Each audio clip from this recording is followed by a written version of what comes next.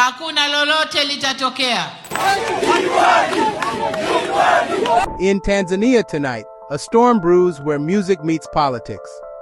Diamond Platnumz, once the golden voice of Chama cha Mapinduzi and the smiling face behind President Samia Suluhu, has gone silent.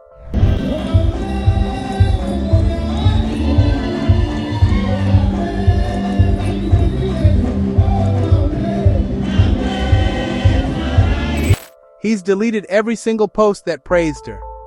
The man who once told Tanzanians to stop complaining now faces a nation that feels betrayed.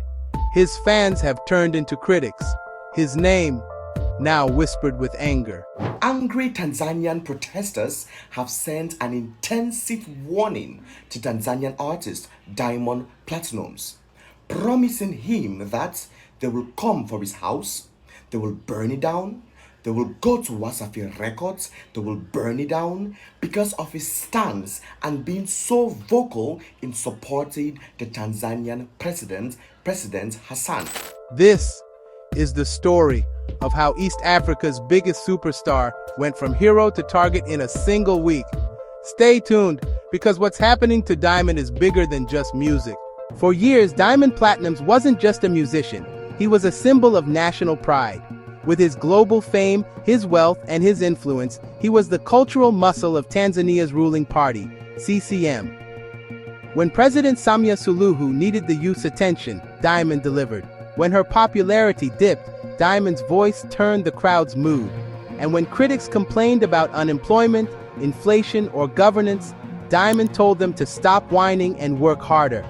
Fanyeni kazi, acheni lawama. Kila uongozi mnalalamika, kila awamu mnalalamika. Nitafakari, tatizo ni uongozi, ni wewe. Kila awamu mna complain. Kila watu wenu wanawashauri ujinga.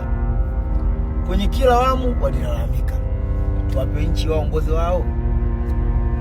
Kauli fupi, fanya kazi. Yaani mwisho siku sote wafanya kazi juu. Hakuna mtu anapewa za bure hapa.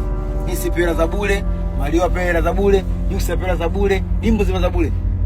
Fanya kazi. Mwisho siku ni kufanya kazi. Nasifanya kazi na asifanye. Fanya kazi asile. Fanyeni kazi, acheni malalamiko. Usipokuwa na kazi utamwekea mtu mbaya. But that loyalty, that closeness to power, would soon cost him everything. In September 2025, an old clip resurfaced. Diamond and fellow artist Ami Dimpaz were seen urging citizens to stop blaming the government and instead hustle harder. To struggling Tanzanians facing joblessness and rising food prices, those words felt like mockery. How could millionaires talk about effort when ordinary people couldn't even afford bread?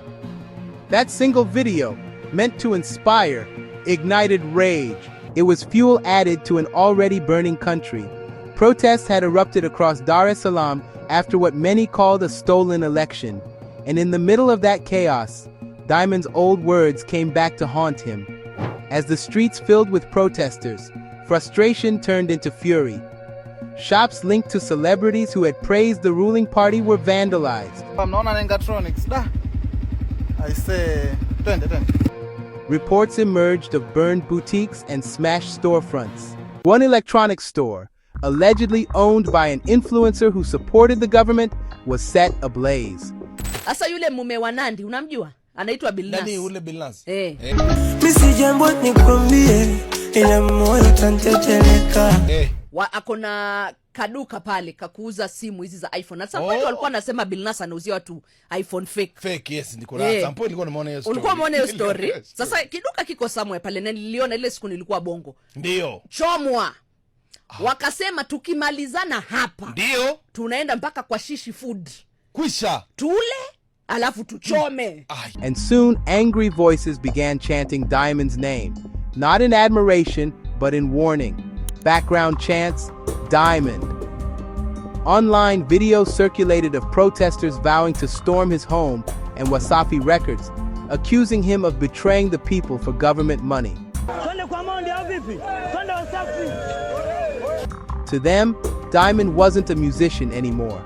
He was a symbol of the elite, the voice that sang while the poor suffered.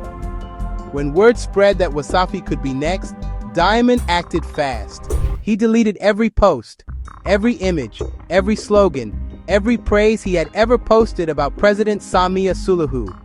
To many, that was an admission of guilt. To others, it was a desperate move to survive. Because in times like these, silence isn't peace, it's protection. Simba, aka Chibu Dangote, aka Diamond Platnumz, aka msanii ambaye hakuna kiumbe chochote Tanzania kinachoweza kumshinda kimziki, kama alivyosema kule Mwanza, Tanzania. Chochote kinafanya mziki nchi hii kinaniweza kisogee mbele yangu. Jana kadiliti video zake zote, picha zake zote, chochote kile ambacho aliongelea CCM ama alimuongelea Mama Samia Suluhu, kadiliti completely. Na alipo delete alidilita kwa sababu ya yale maswali ambayo yalikuwa yanaanza kuibuka polepole na wananchi ambao wanaandamana nchini Tanzania kuanza kutishia kwamba wanakwenda Wasafi Records.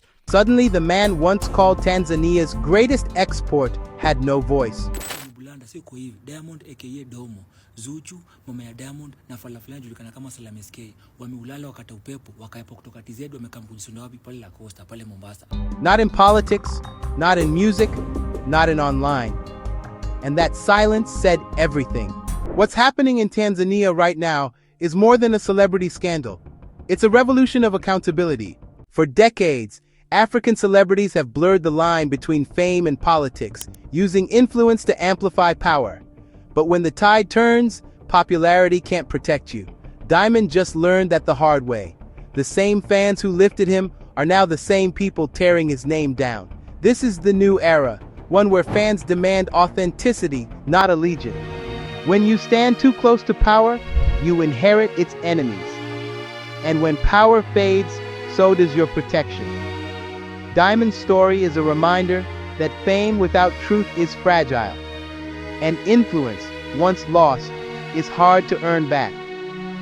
As smoke rose over Dar es Salaam that night, one thing became clear. Music can move nations, but it can also divide them. Whether Diamond deleted his posts out of fear, guilt, or strategy, one truth remains. The people of Tanzania are no longer silent. They've seen who stood with them and who sang for the system. And now, in the land where rhythm once united millions, it's not the beat that's echoing through the streets, it's the sound of reckoning. This is not just about Diamond Platnumz. It's about every star who forgets.